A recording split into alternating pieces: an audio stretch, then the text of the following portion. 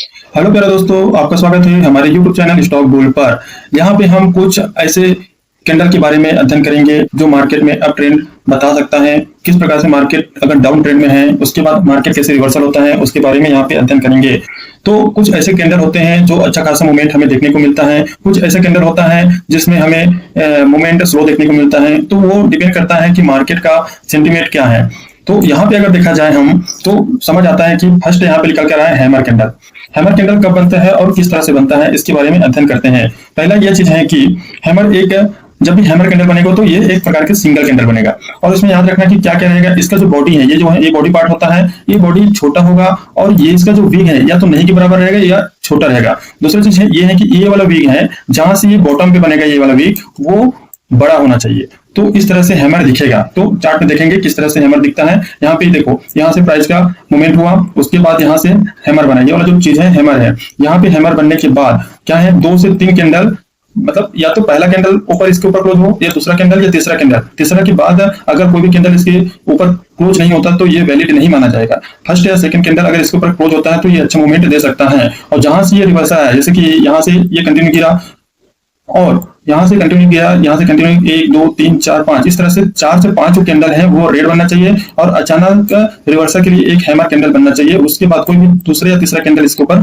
Close होना चाहिए, पहला दूसरा तीसरा कैंडल कोई भी इसके ऊपर क्लोज होना चाहिए। तो फिर जहां से ये मूवमेंट आया था वहां तक ये मूवमेंट दे सकता है। जैसे कि यहाँ से मूवमेंट आया था तो आसानी से ये मूवमेंट यहाँ तक दे सकता है। इस पर विशेष ध्यान देना, ये वाला जो मूवमेंट अभी बताया हूँ उसको ध्यान देना पड़ेगा।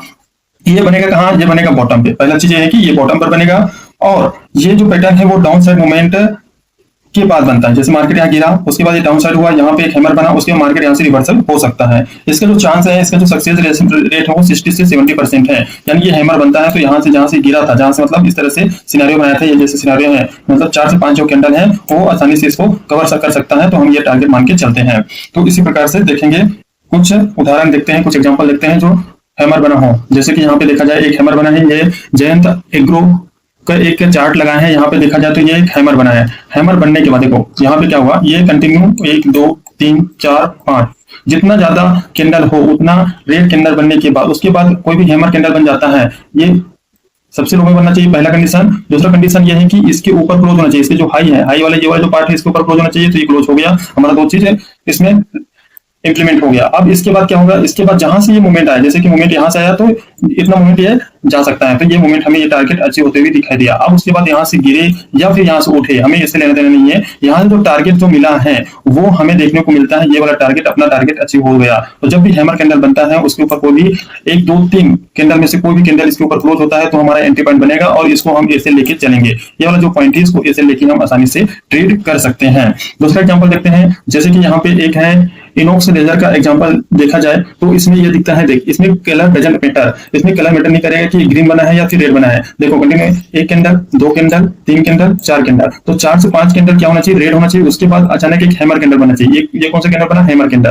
तो ये हैमर कैंडल बनने के बाद जो मूवमेंट होगा वो कहां तक जाएगा, यहाँ से गिरा था मार्केट, जैसे ये वाला यहाँ ये वाला पॉइंट है, यहाँ से गिरा था तो ये वाला पॉइंट यहाँ तक जाना है, 540 के आसपास जाना था। तो ये मूवमेंट इसका थोड़ा स्लो हुआ लेकिन यहाँ तक ये गया, तो हमारा टारगेट यहाँ कहीं ना कहीं यहाँ हिट हो गया। इसी प्रकार से सभी चार्ट में लागू होता है। देखते हैं अगला कौन सा है, जैसे जिंदल स्टील का देखा जाए तो जिंदल स्टील में भी इसी तरह से सिनेरियो बना हुआ है। यहाँ पे कंटिन्यू कितना कैंडल गिरा, जितना ज्यादा मूवमेंट आएगा उतना अच्छा रहेगा। ये एक हैमर बना, उसके बाद सेकंड वाला जो कैंडल है, ये वाला कैंडल है, ये वाला जो कैंडल इसके ऊपर क्लोज हुआ तो जहां से मूवमेंट गया था ये वाला मूवमेंट यहाँ तक ये मूवमेंट मिल जाता है। तो ये हमारा टारगेट है, ऐसे मान के हम चलते हैं। तो पहले तो इसका जहां से गिरा उसका 50% फर्स्ट टारगेट रहेगा और जहां से गिरा वो सेकंड टारगेट रहेगा। ये 2-3 चीजें हैं उसको याद रखना है। 50% जो है इसका वो फर्स्ट टारगेट रहेगा और जो जहां से गिरा वो हमारा सेकंड टारगेट रहेगा, तो इसको ध्यान देना है। इसी प्रकार से और कुछ एग्जांपल देखते हैं, जैसे सिटी यूनियन बैंक में क्या बना है। सिटी यूनियन बैंक में देखो यहाँ पे कलर डजंट मैटर, ये सबसे लो पॉइंट पे बनना चाहिए। इसको जो विग है वो बॉटम पे होना चाहिए और इसके ऊपर अगले कैंडल है इसके ऊपर क्लोज होना चाहिए। तो अगले कैंडल इसके ऊपर क्लोज हुआ और ये वाला भी शर्त हमारा लागू हो गया, तो ये एक्टिव है, जहां से है ये वाला जा सकता है। तो हम देखते हैं कि इसका जो टारगेट जो 172 का निकल के आ रहा था वो अचीव होगा। उसके बाद मार्केट गिरे या ऊपर जाए, आता है दूसरा कैंडल है इन्वर्टेड हैमर, ये भी बॉटम पे बनता है। जो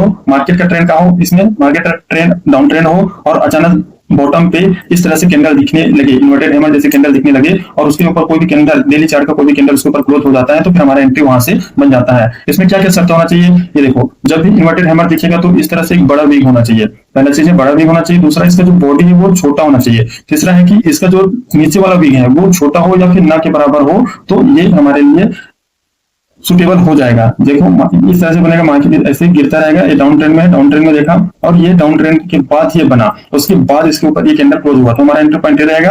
और इसका जो 50% है, 50% ये वाला पॉइंट है ये, और इसका 100% ये, तो ये दोनों टारगेट इस तरह से अचीव होते हुए दिखाई देगा। देखते हैं कुछ एग्जाम्पल, जैसे कि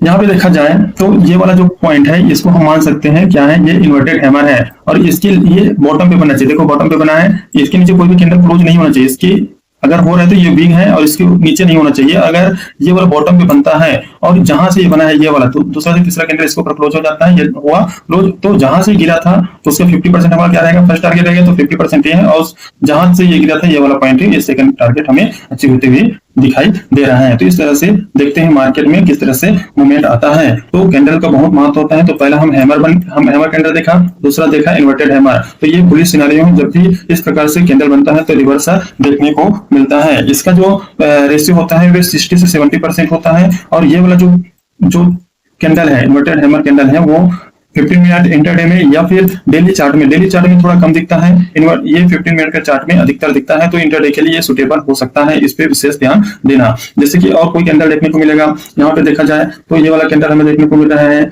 जैसे कि यहाँ पर जेके लक्ष्मी सीमेंट का बना है। हालांकि इसका जो पॉइंट है ये छोटा है, और इसका जो वीक है ये बड़ा है। ये वाला वीक है ये बड़ा है, और ये वीक है छोटा है। तो हमारा एंट्री पॉइंट जहां से आया ये वाला, तो 1 2 दूसरा कैंडल में ये एंट्री हो जाता है। हमारा ऐसे लिए रहेगा, टारगेट कहाँ रहेगा, जहां से आया, यहाँ से आया ना, ये वाला पॉइंट यहाँ पे कंसिडरेशन किया, उसके बाद गया, तो इसका फर्स्ट टारगेट ये रहेगा, और फर्स्ट टारगेट क्या 50% रहेगा, और सेकंड टारगेट जहां से आया वो देखने को मिलेगा। तो इस तरह से हम सेकंड टारगेट के लिए वेट कर सकते हैं। देखते हैं अगले कौन सा बुलिश कैंडल हो सकता है। हम धीरे धीरे बुलिश इंगल्फिंग कब बनता है ये याद रखना। बुलिश इंगल्फिंग तब बनेगा जब मार्केट का ट्रेंड डाउन ट्रेंड हो, पहला कंडीशन। दूसरा कंडीशन ये है कि ये 2 कैंडल होता है, 2 कैंडल के रूप में बनेगा। जो फर्स्ट कैंडल होता है वो रेड होना चाहिए, ये जो कैंडल है वो फर्स्ट है वो रेड होना चाहिए, और सेकंड कैंडल वो ग्रीन होना चाहिए, और इसको पूरी तरह से इसको कवर कर देना चाहिए। यानी जो सेकंड कैंडल है वो फर्स्ट कैंडल को क्या करेगा, पूरी तरह से कवर कर लेगा, इंगल्फ कर लेगा। तो इससे बोलते हैं बुलिश इंगल्फिंग कैंडल।